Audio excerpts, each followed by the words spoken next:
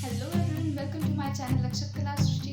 आप सबने वीडियो की थंबनेल में देखा ही होगा कि आज हम 3 अलग टाइप की राखियाँ बनाने वाले हैं। पर उससे पहले इंटरेस्टिंग बात ये है कि क्यों ना हम इस त्योहार की ओरिजिन और इसके इतिहास के बारे में कुछ जानें। So let's start the video with that. येन बद्धो बलिराजा दानवेन्द्रो महाबलः तेन त्वामपि बन्धनामि रक्षे माचल माचल।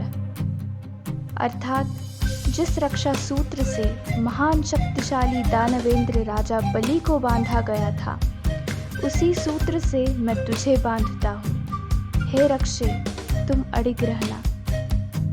भविष्य पुराण की कथा।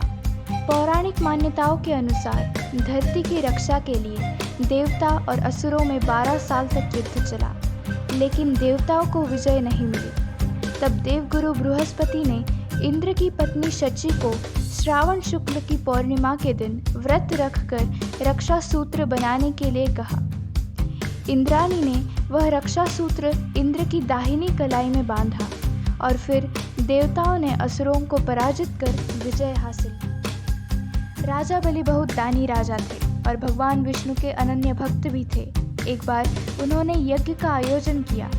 इसी दौरान उसकी परीक्षा लेने के लिए भगवान विष्णु वामन अवतार लेकर आए और दान में राजा बलि से 3 पग भूमि देने के लिए कहा, लेकिन उन्होंने 2 पग में ही पूरी पृथ्वी और आकाश नाप लिया।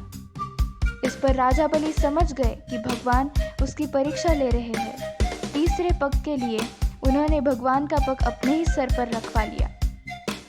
फिर उन्होंने भगवान से याचना की कि अब तो मेरा सब कुछ चला गया है, प्रभु आप मेरी विनती स्वीकारें और मेरे साथ पाताल में चलकर रहे। भगवान विष्णु के पाताल लोक चले जाने से माता लक्ष्मी और सभी देवता बहुत चिंतित हुए। तब माँ लक्ष्मी ने गरीब स्त्री का वेश धारण कर पाताल लोक जाकर बलि को राखी बांधी और भगवान विष्णु को वहाँ से वापस ले जाने का वचन मांगा। उस दिन श्रावण मास की पूर्णिमा थी। राखी से जुड़ी एक सुंदर घटना का उल्लेख महाभारत में मिलता है। कथा है कि जब युधिष्ठिर इंद्रप्रस्थ में राजसू यज्ञ कर रहे थे, उस समय सभा में शिशुपाल भी मौजूद था। शिशुपाल ने भगवान श्री कृष्ण का अपमान किया तो श्री कृष्ण ने अपने सुदर्शन चक्र से उसका वध कर दिया। लौटते हुए सुदर्शन चक्र से भगवान श्री कृष्ण की छोटी उंगली कट गई और रक्त बहने लगा।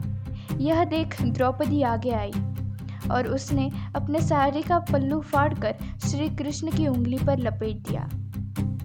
इसी समय श्री कृष्ण ने द्रौपदी को वचन दिया कि वह एक एक धागे का ऋण चुकाएंगे। इसके बाद जब कौरवों ने द्रौपदी का चीरहरण करने का प्रयास किया तो श्री कृष्ण ने चीर बढ़ाकर द्रौपदी के चीर की लाज रखी।